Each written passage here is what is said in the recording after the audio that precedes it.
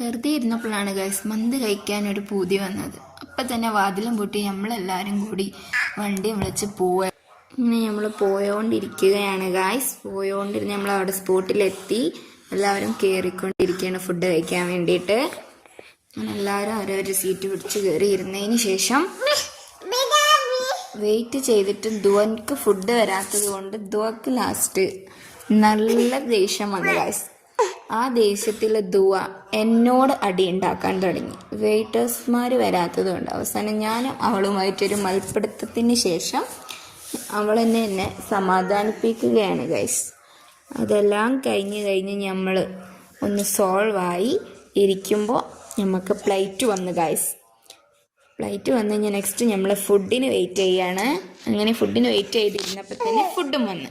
ഇനി നമുക്ക് ഫുഡ് കഴിച്ചതിന് ശേഷം അടുത്ത വിശേഷങ്ങളിലേക്ക് പോകാമെന്ന് കരുതുക. So please subscribe my channel and